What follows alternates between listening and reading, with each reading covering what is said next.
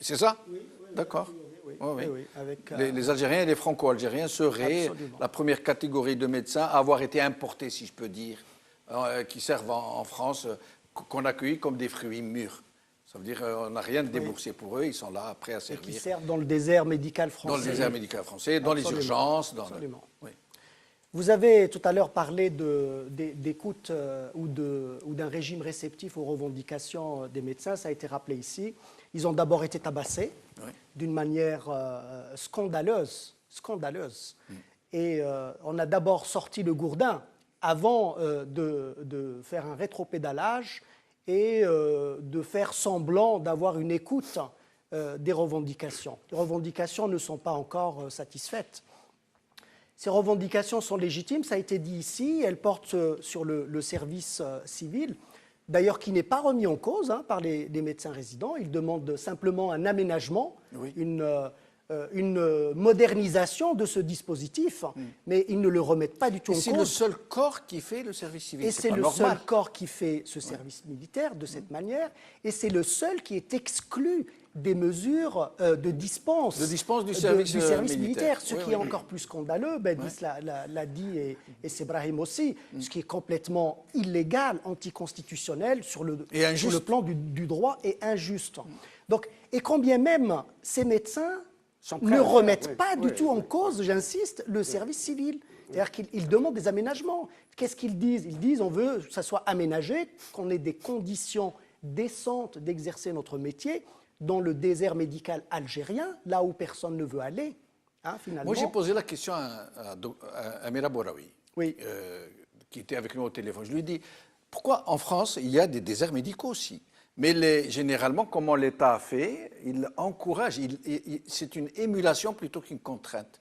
Réduction d'impôts ou exonération d'impôts, le double du salaire, l'aménagement d'un logement de standing.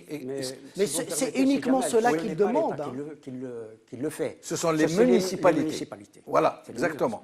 Mais les médecins résidents, c'est ce qu'ils demandent. Ils demandent plutôt, au lieu que ça soit un système répressif de cette manière, que ça soit plutôt sur le mode incitatif. C'est bien cela dont ils ont parlé. Il y a des cas de couples de médecins, vous savez, qui sont mutés à des endroits différents et à des kilomètres, à plusieurs milliers de kilomètres. C'est des couples. Donc, et leurs enfants au milieu. Des situations familiales difficiles, des conditions de travail exécrables. Et en plus, quand ils expriment ce type de revendications, ils se font tabasser. Bon, donc là, ça veut dire, ça a été dit, le régime est acculé, tout simplement. Mais s'il cède, est-ce qu'il ne va pas encourager les autres catégories socio-professionnelles à entreprendre le même genre de mouvement? Il va rentrer dans un cercle infernal que nous avions déjà annoncé, c'est-à-dire au lieu d'ouvrir sur le plan des droits, des libertés, etc., il va commencer finalement à sortir le gourdin d'abord.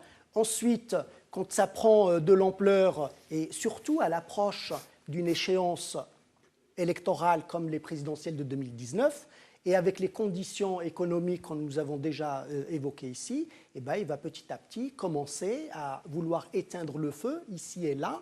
Notre deuxième sujet en fait partie, de toute façon. Et il va essayer d'éteindre les feux, mais finalement, il va attiser d'autres mouvements. Foyers. Et c'est tout à fait normal. Il n'y a pas de raison. Vous savez, les Algériens patientent avec ce régime. Ils ont été plus que patients avec ce régime et ils ont des revendications. Et le moment est peut-être venu de les exprimer tous. Ça va sortir, mais ce n'est pas d'aujourd'hui. Absolument. Les mouvements de contestation, il y en a eu plusieurs centaines, peut-être des milliers, depuis l'arrivée de Bouteflika. Exactement. Donc, et ça va continuer. Je disais tout à l'heure qu'ils étaient restés. Oui, ce qu'on peut dire, c'est que sur le fait d'avoir décrété, un peu comme ferait un prince ou un roi, comme ça subitement, décréter Yanayel comme jour férié, c'est par calcul, ça a été dit ici, tout simplement. Pour quelle raison? Parce qu'on ne peut pas penser une seule seconde que Bouteflika et ce régime s'est subitement souvenu qu'il fallait faire dans la consolidation de l'unité nationale, qu'il fallait faire dans la reconnaissance de l'identité algérienne, qu'il fallait faire dans la sérénité de cette société algérienne et qu'il fallait finalement reconnaître ce que cette société revendique depuis des dizaines et des dizaines d'années. Et puis par ailleurs, comme c'est toujours le même régime qui est là depuis l'indépendance et que c'est toujours le même régime avec son personnel politique qui a non seulement refusé toute revendication de reconnaissance des composantes de l'identité algérienne et que, en plus de cela, c'est le même régime qui a tout fait pour contrecarrer cela. Hein, je rappelle que des militants de la cause ont été mis en prison, tués, la torture et un certain nombre de choses. Berbère. Absolument. Donc c'est quand même toujours le même régime. Donc bon, voilà, je pense que très rapidement, on peut se dire que ce n'est pas par conversion subite aux valeurs de l'état de droit, etc. Donc c'est par calcul. Néanmoins, ce qu'il faut aussi retenir, que ce soit pour cette revendication ou pour d'autres revendications, c'est que finalement, les mouvements qui se mettent en marche dans la société pour ce type de revendication ou d'autres finissent par aboutir, quel que soit le régime despotique qui leur fait face. Et que finalement, seule la mobilisation, l'implication, l'engagement civique peut avoir valeur de résultats. Et là, et c'est pour ça que je me félicite néanmoins qu'on soit arrivé à cette solution. Oui, mais le problème, personnellement, c'est mon avis personnel, je me trompe peut-être. Est-ce que ce n'est pas avoir mis la charrue avant les bœufs que de décréter de l'officialisation de Tamazight sans avoir mis ce qu'il fallait pour...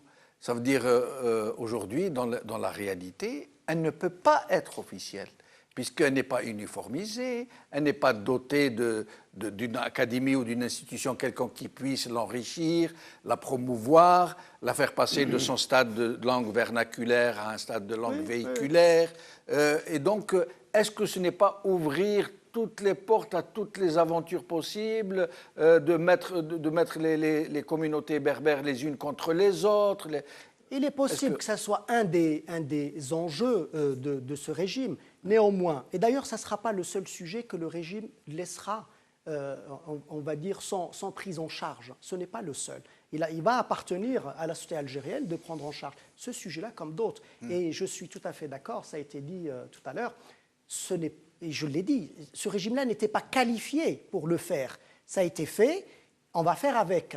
Néanmoins, si on était dans un État normal, dans une société, avec un régime politique démocratique, on ne l'aurait pas fait comme ça, évidemment. Ça serait sorti des entrailles du peuple, c'est-à-dire dans les institutions représentatives. On aurait mis en place une commission, on aurait étudié tous les impacts et tous les risques. Qu'est-ce qui serait utile de faire maintenant? Convoquer des assises, remettre le dossier à une institution? Oui, mais ça ne peut pas être une institution nouvelle de plus, créée par ce régime. Parce qu'on sait absolument comment il les compose et avec quel objectif. C'est comme le HCA.